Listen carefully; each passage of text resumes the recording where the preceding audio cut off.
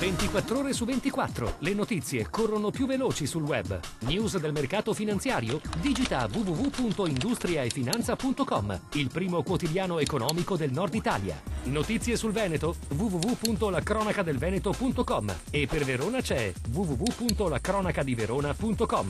Guarda le ultime news sulle web TV di TG Italia, TV Veneto e tvverona.com.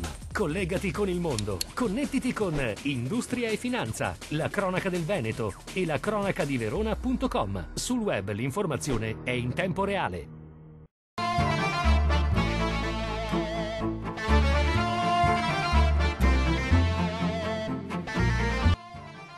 I giovani sono il futuro della nostra regione e del nostro paese. Occorre quindi sostenerli mediante politiche mirate ed adeguate. A tal fine l'Organizzazione Mondiale della Sanità, in collaborazione con la Regione Veneto, ha elaborato un rapporto intitolato I giovani in Veneto, un importante strumento di descrizione dei fattori che incidono sul benessere e sulla salute dei giovani. Particolare attenzione è stata data alla sfera psichica degli adolescenti. Alla presentazione del rapporto sono intervenuti l'assessore regionale alla sanità Luca Coletto, affiancato dall'assessore regionale ai servizi sociali Remo Sernagiotto. Secondo i dati contenuti nel rapporto, i ragazzi vivono nella maggior parte dei casi, circa l'80%, con i genitori ed hanno un rapporto migliore con la madre. Si è registrato inoltre un calo del gradimento scolastico, mentre sul fronte salute i giovani veneti risultano in buona condizione e soddisfatti della propria situazione. Un dato sconfortante infine proviene dalle percentuali riguardo l'uso di tabacco, alcol e droghe, percentuali che purtroppo sono molto alte e in costante aumento. Per quanto riguarda la prevenzione della Regione Veneto, che è stata capofila per tutte quante le regioni del nord, cioè per quanto riguarda il Friuli, la Lombardia e il Piemonte, quindi abbiamo una programmazione legata alla questione prevenzione che fa un fronte unico su tutte e quattro le regioni. La scuola e la famiglia sono i due centri, non è la politica che può decidere di governare le persone, deve creare gli strumenti perché la territorialità faccia questo. E allora sì, alla famiglia, con grande impegno nell'aiuto. Lei sa che la Regione del Veneto ha fatto il primo quoziente familiare, quello che io ho chiamato il quoziente familiare artigianale. Se una famiglia ha 7 figli è chiaro che deve essere aiutata o attraverso la detassazione, ma noi non abbiamo questa delega, e allora attraverso un contributo.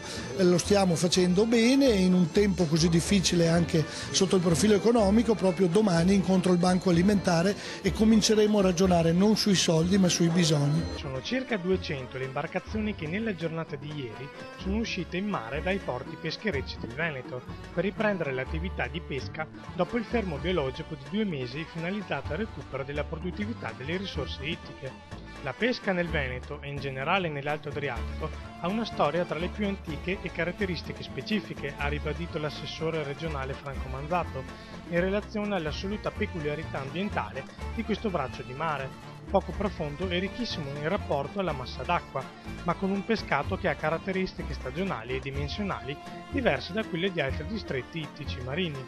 Entro fine mese avremo un incontro al Ministero, dove confermeremo la richiesta di regole diverse, con una fine del fermopesca a date anticipate rispetto a quelle attuali per fruire delle particolarità del nostro mare. 20.000 visitatori, 6.000 euro raccolti in beneficenza che saranno donati a Life Inside Onlus e la città della speranza di Padova.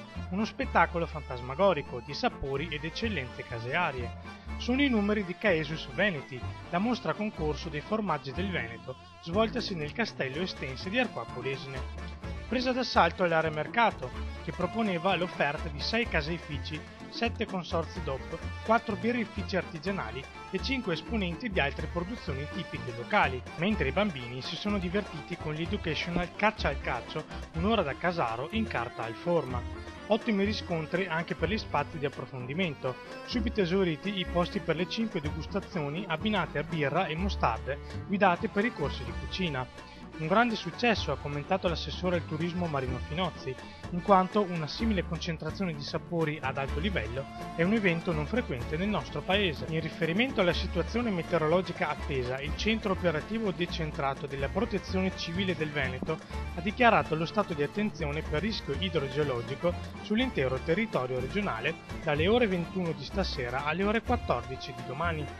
Da questa sera e fino a domani è infatti prevista una marcata instabilità, con rovesci e temporali. Sono possibili fenomeni localmente intensi.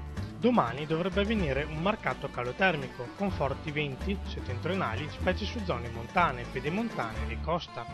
Il possibile verificarsi di rovesci o temporali, localmente anche intensi, potrebbe creare disagi al sistema fognario e lungo la rete idrografica minore.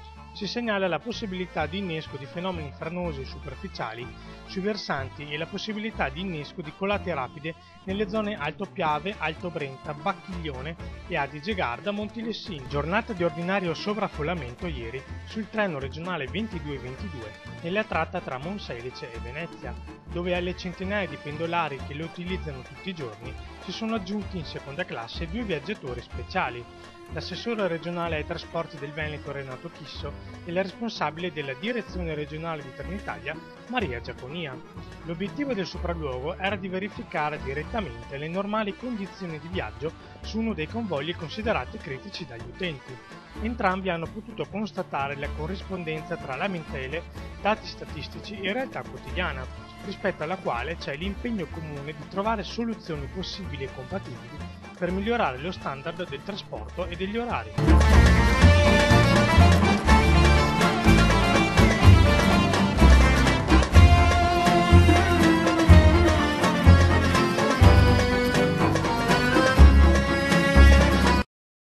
24 ore su 24, le notizie corrono più veloci sul web. News del mercato finanziario? Digita www.industriaefinanza.com, il primo quotidiano economico del Nord Italia. Notizie sul Veneto? www.lacronacadelveneto.com e per Verona c'è www.lacronacadiverona.com.